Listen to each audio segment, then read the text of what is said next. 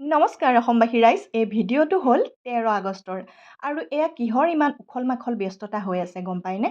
সেইদিনা আছিলে আমাৰ ঘৰত এখন মিটিং, মানে আমাৰ মহিলাসকলৰ মিটিং। আচলতে আজিকালি কি হয়, আমি সকলোখিনিয়ে নিজৰ নিজৰ লাইফত ইমানেই ব্যস্ত হৈ পৰিছোঁ, কোনো কাৰো ঘৰত গৈ বহিবলৈ এখন্তেক কথা পাতিবলৈ প্ৰায় সময় নাইকিয়াৰ নিচিনাই হৈছেগৈ নহয়নে? গতিকে এনেকুৱা মিটিং হওক, বিয়া বাৰু সকাম, এইবিলাকতে আমি সকলোখিনি লগ হওঁ, কথা বতৰা হওঁ। গতিকে মই তেওঁলোকৰ কাৰণে এয়া বনাই আছোঁ ঢোকলা আৰু লগত থাকিব পাও ভাজি।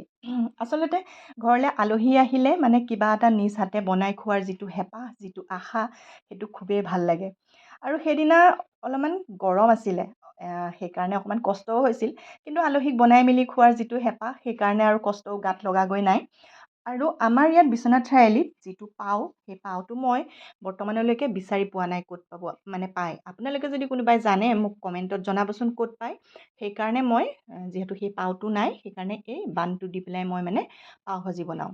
আৰু সেয়া ৰেডি কৰি আছোঁ আৰু এয়া বনাই বনাই মই হটকেছত থৈ যাম, তেতিয়া গৰম হৈ থাকিব। আৰু যিহেতু গৰম আছিলে, সেইকাৰণে তেওঁলোক অকণমান দেৰিকৈ আহিব, মানে সন্ধিয়া সময়লৈ আহিব। আৰু কেইটামান সৰু সৰু বাচ্চাও আহিব, সিহঁতে এনেকুৱাবিলাক খাই যিহেতু ভালেই পায়। সেইকাৰণে এয়া ৰেডি কৰিছোঁ। আৰু তেওঁলোক অলপ পিছত পাবহি আহি, মানে সন্ধিয়ালৈ। আৰু ইয়াৰ লগতে মোৰ কেইটামান অৰ্ডাৰ আছিলে, অৰ্ডাৰো কিন্তু নোলোৱাকৈ থকা নাই, সেইখিনিও দি লৈছোঁ। আৰু এয়া তেওঁলোক পালেহি, তেওঁলোকক এয়া বেলৰ চৰ্বত, ঢোকলা এনেদৰে এইখিনি দি লৈছোঁ। তাৰপিছতে পাও ভাজি সেইখিনি দিম আৰু লগত চাহ তাহ এইখিনিতো থাকিবই। এয়া তেওঁলোকে আধাখিনি কিবাকিবি খাই মেলি ল'লে, তাৰপিছতে এয়া কথা বতৰা চলি আছে। তাৰপিছতে তেওঁলোকক এনেকৈ পাও ভাজি সেইখিনি দিম। আৰু এইখিনি কৰি মেলি থকাৰ মাজতে সেই পাও ভাজিৰ ধুনীয়াকৈ সজাই তোলা সেই প্লেটখনৰ মানে ফটো তুলিবলৈ নহ'লগৈ, মাত্ৰ সেই দুখনমানৰহে মই তুলিবলৈ পালোঁ।